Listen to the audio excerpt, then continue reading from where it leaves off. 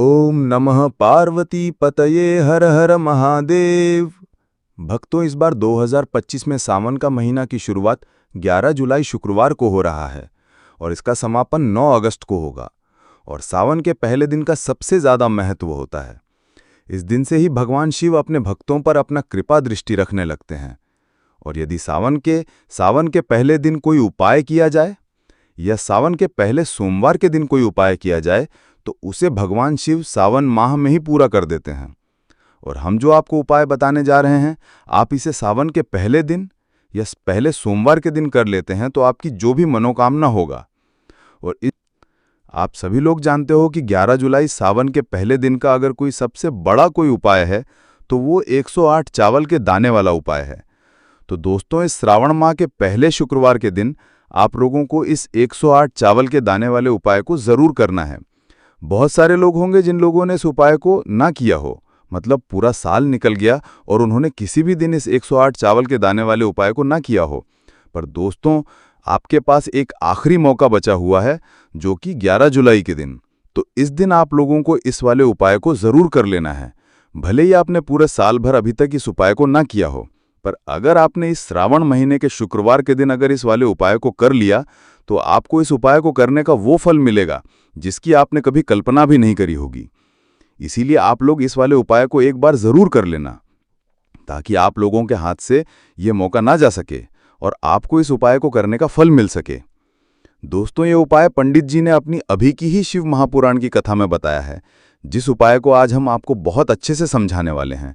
इस वीडियो को देखने के बाद इस उपाय को समझने के लिए आपको कोई और वीडियो को देखने की ज़रूरत नहीं पड़ेगी। तो चलिए दोस्तों, उपाय को शुरू करते हैं। देखिए, श्रावण महीने के शुक्रवार के दिन ये इतना खास होता है, इतना महत्वपूर्ण होता है। देखा है कभी कभी बड़े बड़े पूजा पाठ अनुष्ठान से जो मनोकामना पूर्ण नहीं होते, वो श्रावण महीने के दिन एक छोटे से उपाय करने से ही आपकी मनोकामना पूर्ण हो जाती है। और बहुत सारे लोगों ने इस उपाय को किया भी है और उनको इस उपाय को करने का फल भी ज़रूर मिला है। अगर आप लोग भी इस उपाय को करना चाहते हैं तो आप इस उपाय को पहले अच्छे से समझ लेना, सुन लेना, उसके बाद करना।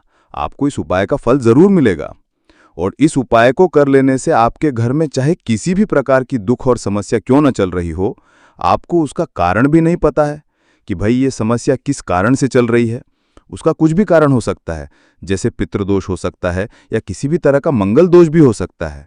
तो इस दिन आप लोगों को ये वाला उपाय कर लेना है। ये एक ऐसा उपाय है जिस उपाय को अगर किसी विशेष दिन पर किया जाए तो भाई उस विशेष दिन का जो है वो तो हमें मिलता ही मिलता है, पर हमने उस दिन पर इस उपाय को किया है तो हमें उससे भी बड़ा फल मिलता है। और फल बहुत जल्दी मिलता है क्योंकि आप इस उपाय को बहुत ही बड़े और विशेष दिन पर कर रहे हो। तो चलिए अब उपाय के बारे में बात करते हैं। लेकिन उससे पहले आप लोगों को ये जानना आवश्यक है कि आखिर ये उपाय किस समय करना है, किसको करना है और कैसे करना है। तो चलिए हम आपको आगे वीडियो में एक एक करके बता देते हैं। लेकिन उससे पहले अगर आप लोग हमारे चैनल पर नए हैं तो हमारे चैनल को सब्सक्राइब कर लेना और इस वीडियो को लाइक करके कमेंट बॉक्स में श्री शिवाय नमस्तुभ्यम ओम नमः शिवाय ज़रूर टाइप कर देना। तो दोस्तों, इस 108 चावल के दाने वाले उपाय को हमें इस शुक्रवार के दिन कैसे करना है, किसको करना है, किस समय करना है और कहाँ पर करना है, ये सारे सवालों के जवाब आपको इस वीडियो में मिल जाएंगे। और जो ये वीडियो देखेगा भाई उसको 108 चावल के दाने वाला उपाय ज़रूर करना चाहिए, क्योंकि इस दिन एक चावल के दाने का भी बहुत ही बड़ा और विशेष महत्व होता है। और जब बात आ जाए 108 चावल के दाने की तो ये सोने पे सुहागा वाली बात हो जाती है और ये एक बहुत ही बड़ा उपाय हो जाता है श्रावण शुक्रवार का। तो अब दोस्तों, इस 108 चावल के दाने वाले उपाय को आखिर करना किसको है, सबसे पहले हम लोग वो बात जान लेते हैं। तो देखो, घर की जो बड़ी माताएं बहनें होती हैं, उन माताओं बहनों में से कोई भी एक बड़ी माता बहन इस वाले उपाय को कर सकती हैं। और दोस्तों, अगर आप चाहें तो अपने घर में से सभी सदस्यों को भी इस उपाय को करवा सकते हैं। अगर किसी व्यक्ति की खुद की कोई मनोकामना है, खुद की कोई दुख और परेशानी है जो कि वो अपने लिए ही करना चाहता है इस वाले उपाय को, तो वो खुद अपने लिए भी कर सकता है। बाकी अगर कोई घर में से ऐसा है जो कि अपने पूरे घर परिवार की सुख और शांति के लिए ये वाला उपाय करना चाहता है तो भाई वो भी कर सकता है, उसमें भी कोई दिक्कत वाली बात नहीं है। कहने का मतलब ये है कि इस उपाय को हर एक सदस्य भी कर सकता है और पूरे घर परिवार के सदस्य के लिए घर की बड़ी माताएं बहनों में से कोई एक माता बहन भी इस वाले उपाय को कर सकती हैं। माताएं बहनें अगर घर में उपस्थित ना हो या वो ये वाला उपाय ना कर पा रही हों तो फिर घर का कोई बड़ा सदस्य भी इस 108 चावल के दाने वाले उपाय को कर सकता है, चाहे फिर वो पुरुष ही क्यों ना हो, उसमें कोई भी दिक्कत वाली बात नहीं है। अब दोस्तों यहाँ पर इस 108 चावल के दाने वाले उपाय को हमें करना कहाँ पर है? हमें इसे शिव जी के मंदिर में जाकर करना है। बहुत सारे लोग प्रश्न करते हैं हर एक उपाय को करते समय, क्या हम इस उपाय को घर पर कर सकते हैं? तो इस वाले उपाय को आप घर पर नहीं कर सकते हो। इस वाले उपाय को करने के लिए आपको शिव जी के मंदिर ही जाना पड़ेगा। उसके बाद में दोस्तों जो अगला प्रश्न निकल कर आता है वो ये आता है इस उपाय को लेकर कि आखिर इस उपाय को हमें किस समय करना है, सुबह के समय करना है कि शाम के समय करना है? तो देखो, इस वाले उपाय को आप लोग सुबह के समय भी कर सकते हो और शाम के समय प्रदोष काल में भी कर सकते हो। अब अगर आप पूछो कि भाई सबसे उत्तम समय कौन सा रहेगा इस 108 चावल के दाने वाले उपाय को करने का, तो हम आपसे बस यही कहेंगे कि इस उपाय को आप सुबह के समय करेंगे तो ज़्यादा बेहतर होगा। बाकी अगर शाम के समय प्रदोष काल में भी करेंगे तो भी अच्छा होगा, उसमें कोई भी दिक्कत वाली बात नहीं है।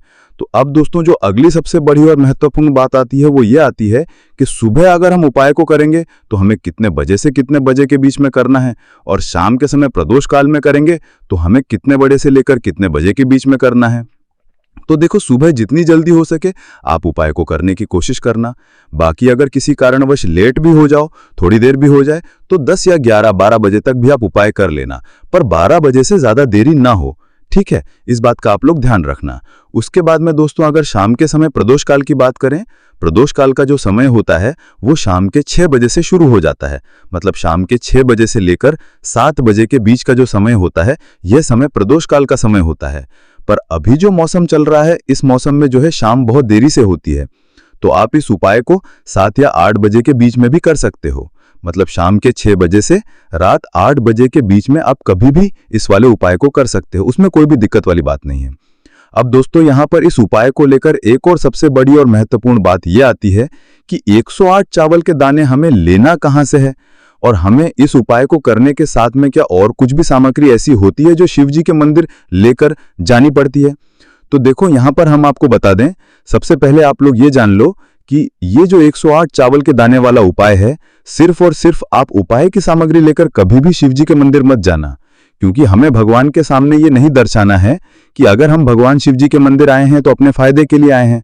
तो इसलिए जो भी पूजन सामग्री है, उपाय सामग्री है, 108 चावल के दाने, इसके साथ में आपको पूजन सामग्री भी जरूर लेकर जाना है। देखो, सुबह के समय उपाय कर रहे हो तो सीधी सी बात है, 1 लोटा जल तो आप लेकर जाओगे ही जाओगे। वही 1 लोटा जल अगर मिट्टी का जल हो तो बहुत अच्छा रहेगा। मिट्टी का जल कैसे बनाया जाता है, इसके लिए हमने पहले से बहुत सारी वीडियोस बना दी हैं। आपके पास इस दिन एक आखिरी मौका रहेगा मिट्टी का जल शिवजी पर चढ़ाने का और उपाय को करने का। बहुत बड़ा आपको इस दिन फल मिलेगा, तो इसलिए इस दिन हो सके तो भाई मिट्टी का जल चढ़ाना। तो अपने साथ में कम से कम 1 लोटा जल तो आपको लेकर जाना ही जाना है। अगर मिट्टी का जल नहीं है तो घर का जल भी आप इस्तेमाल कर सकते हो। इसके अलावा जो भी पूजन सामग्री है, देखो 108 चावल के दाने ये अलग आपके रहेंगे और जो आपकी पूजन सामग्री रहेगी वो अलग रहेगी। पूजन सामग्री में आप जो भी चीज लेकर जाना चाहें वो लेकर जा सकते हैं, उसमें कोई भी दिक्कत वाली बात नहीं है।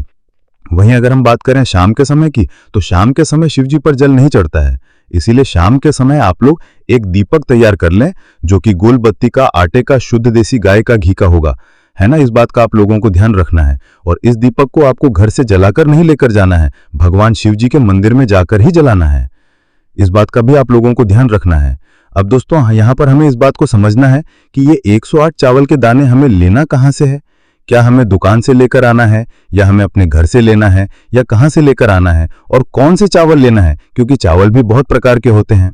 तो देखो, इन सभी सवालों का जवाब आप लोग एक बात में सुन लो कि भाई ये जो उपाय है, इस उपाय में आपको ये नहीं देखना है कि भाई कौन से चावल हैं, कौन से चावल नहीं है। बस जो भी चावल ले रहे हो वो चावल का दाना सबूत होना चाहिए, मतलब साबुत होना चाहिए, टूटा हुआ नहीं होना चाहिए, कटा पिटा नहीं होना चाहिए। ये बात आपको ध्यान रखना है। बाकी आपका चावल बासमती हो या सादा चावल हो या कोई सा भी चावल हो, उसमें कोई भी दिक्कत वाली बात नहीं है। तो सीधी सी बात है कि आपके घर के रसोई घर में जहां पर आप भोजन बनाते हो, वहां पर जो भी चावल आपके उपस्थित हों, उन चावलों में से अपनी एक कटोरी भर लेना या एक मुट्ठी चावल अलग से निकाल कर रख लेना, क्योंकि हम 108 चावल ही यहाँ पर उस उपाय में लेने वाले हैं।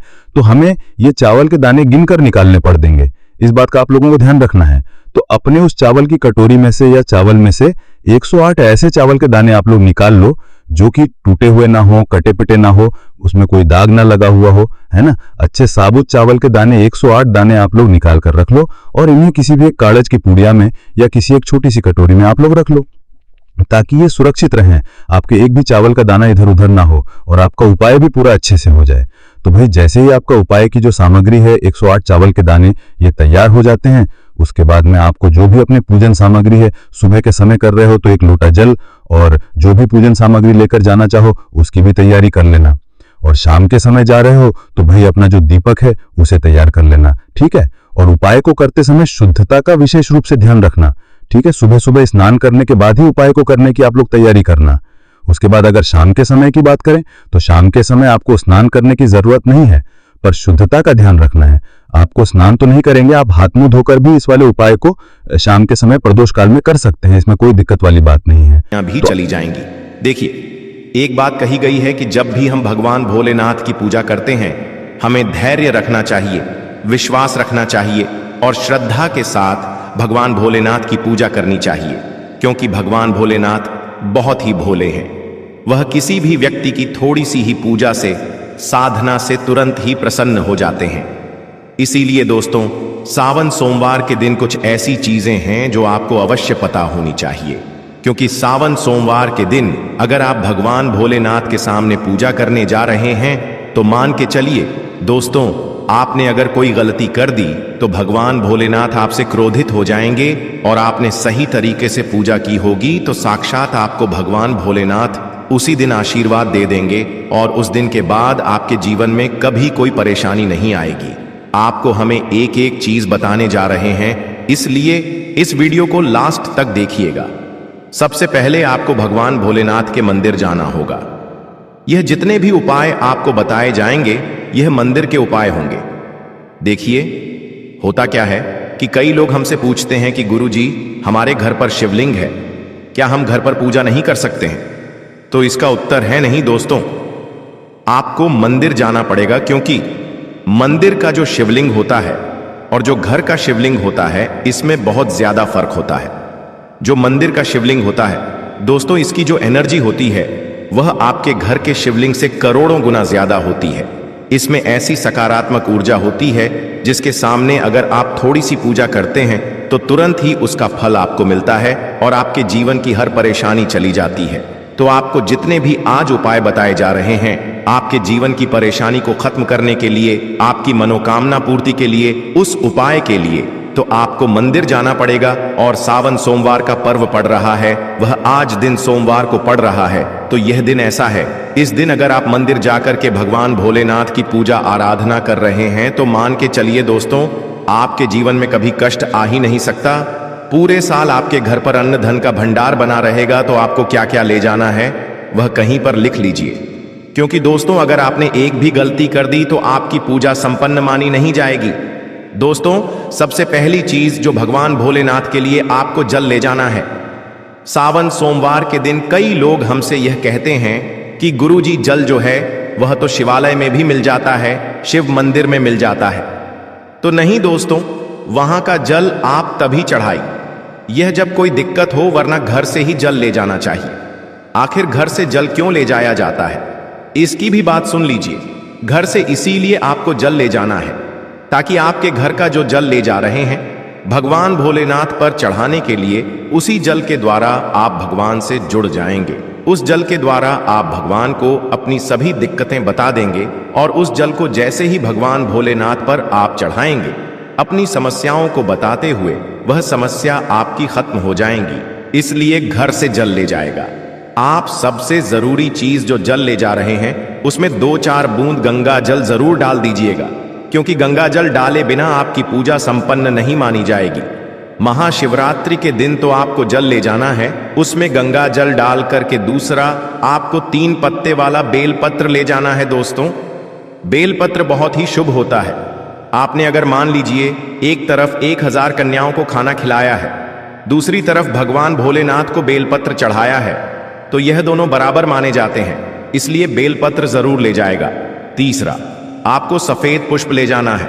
सफेद पुष्प भगवान भोलेनाथ को चढ़ाए जाते हैं, इसीलिए सफेद पुष्प पर भगवान भोलेनाथ के लिए आपको ले जाना है। सावन सोमवार के दिन ताकि भगवान भोलेनाथ का आशीर्वाद आपको मिल जाए, जिसके बाद आपके जीवन के हर परेशानी खत्म हो जाए। दोस्तों, सफेद चंदन ले जाना अनिवार्य होता है सावन सोमवार के दिन। और ध्यान रखिएगा दोस्तों कि भगवान भोलेनाथ को अगर आप दूध अर्पित करने जा रहे हैं तो एकदम कच्चा दूध होना चाहिए, पका हुआ दूध नहीं होना चाहिए, कच्चा दूध होना चाहिए। अब आपको और क्या क्या ले जाना है देखिए। अगर आप चाहते हैं कि आपकी हर मनोकामना पूरी हो तो एक डिब्बा लीजिए, उसमें काली मिर्च भरकर ले जाइए। देखिए, बहुत ध्यान से सुनिए, जितनी आपको बातें बता रहे हैं, एक डिब्बे में काली मिर्च भर के एक लाल कपड़ा लीजिए, उसमें लौंग कपूर इसको मौली धागे से बांध करके आपको अपनी जेब में रख के ले जाना है। सिर्फ इतनी चीज आपको ले जानी है आज के दिन को। अब आपको पूजा कैसे करनी है चलिए आपको बताते हैं, बहुत ध्यान से लास्ट तक देखिएगा। और जितनी भी चीज आपको बताई जा रही है, इन चीजों को आपको ले जाना है और शिवालय से वापस लेकर आना है अपने घर पर, ताकि आपको धन की प्राप्ति हो सके, आपकी कोई भी मनोकामना हो वह पूर्ण हो जाए। भक्तों, आप पहले जाएंगे मंदिर। सबसे पहले आपको इस बात का ध्यान रखना है, मंदिर जाने से पहले ही काले या नीले कपड़े का धारण करके मंदिर ना जाएं, वरना भगवान भोलेनाथ का आपको क्रोधित रूप देखना पड़ सकता है। सबसे पहले आपको यह करना है कि पतली धार बनाते हुए जल भगवान भोलेनाथ को अर्पित कर देना। बहुत ध्यान से सुनिएगा भक्तों, पतली धार बनाते हुए भगवान भोलेनाथ को जल आपको अर्पित कर देना है। अब आपको यह करना है दोस्तों कि भगवान भोलेनाथ को चंदन लगाना है। चंदन लगाने के बाद भगवान भोलेनाथ पर 3 पत्ते वाला बेलपत्र रखना है। 3 पत्ते वाला बेलपत्र रखने के बाद आपको भगवान भोलेनाथ पर सफेद पुष्प अर्पित कर देना है। सिर्फ इतना आपको करना है। दूध अगर आप चढ़ाना चाहते हैं तो दूध भी आप चढ़ा सकते हैं, इतना बस आपको करना है। इतना करने के बाद आपको वहां पर खड़े होकर 108 बार, बहुत ध्यान से सुनिएगा, 108 बार आपको ओम नमः शिवाय का जाप करना है। या तो आप 108 बार कर लीजिए या 108 बार कर लीजिए। यह 3 ऐसी चीज है जो आपको करनी है, इतना करना है। अब आपको क्या करना है, एक डिब्बा जो काली मिर्च का आप ले गए हैं, उस काली मिर्च के डिब्बे को आपको शिवालय के जो गिरता हुआ शिवधारा है, जो शिवलिंग से वहां पर पानी गिर रहा है, उसी शिवहरि के पानी से आपको छुआना है और अपनी जेब में वापस रख लेना है। ये जो लाल पोटली आप ले गए हैं बंद करके लन की, इसको भी छुआना है, वापस रख लेना है। अब आपको क्या करना है, जिस लोटे में पानी ले गए थे या जिस लोटे में भी आप दूध ले गए थे, उसमें आपको क्या करना है, आपको जो भगवान भोलेनाथ का पानी वहां पर गिर रहा है, भक्तों ध्यान रखिएगा, शिवलिंग की जो पानी नीचे गिर रहा है, उसी पानी का थोड़ा सा पानी अपने लोटे में ले लेना है। ध्यान रखिएगा, जो आपने लोटे में पानी भरकर ले गए हैं वह पानी वापस बचाना नहीं है, वह तो पूरा आपको भगवान भोलेनाथ को अर्पित कर देना। जो शिवलिंग से पानी गिर रहा है, उस पानी को आपको अपने लोटे में वापस ले लेना है। भक्तों मान लीजिए आप ये सोच रहे होंगे कि कई लोग वहां पर पानी चढ़ा रहे हैं, तो इस बात की आप चिंता ना करें, क्योंकि भगवान भोलेनाथ के शिवलिंग पर जब भी पानी चढ़ाया जाता है वह अमृत बन जाता है। कहा जाता है कई देवी देवता शिवलिंग के पास अदृश्य रूप में खड़े होते हैं ताकि शिवलिंग से गिर रहा पानी वह धारण कर सके। इतना पवित्र होता है शिवलिंग से गिरता हुआ पानी। तो शिवलिंग से गिरता हुआ पानी को आपको अपने लोटे में ले लेना, सिर्फ थोड़ी सी बूंदे ले लेनी है। अब आपको क्या करना है, आपको घर वापस आना है जो आपने लोटे में पानी लिया है। भक्तों इसको घर पर आते ही घर के लोग जो है आपके उनके ऊपर थोड़ा थोड़ा पानी छिड़क देना है। घर के हर कोने में पानी छिड़क देना है, घर के मुख्य द्वार पर पानी छिड़क दें। ना सिर्फ इतना आपको करना है, इतना आपने कर दिया। अब मान लीजिए पूरे साल आपके घर पर नकारात्मक शक्तियां नहीं आ पाएंगी। आपके घर पर कोई काला जादू काली विद्या करवाने की कोशिश करेगा तो वह आपके घर पर नहीं कर पाएंगे। इससे आपके घर से नकारात्मक शक्तियां चली जाएंगी और सकारात्मक ऊर्जा आ जाएगी। यह जो अब काली मिर्च का भगवान भोलेनाथ जी के शिवलिंग से छुआ कर लाए हैं, इसको पूजा घर में रखें। ये जो काली मिर्च का डब्बा है आपके पास, इसे कभी भी आप किसी शुभ कार्य के लिए निकले, जैसे मान लीजिए आप बिजनेस मीटिंग के लिए जा रहे हैं, नौकरी की प्राप्ति के लिए जा रहे हैं, काली मिर्च घर के मुख्य द्वार से पहले रख के उसको कुचलते हुए निकालिए मान के।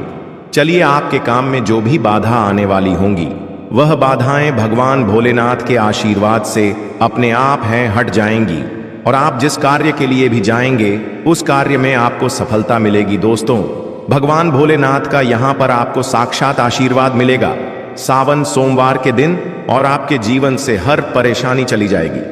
सावन सोमवार की रात आप अपनी सभी प्रकार के बुरी अनिष्ट शक्तियों से छुटकारा पा सकते हैं।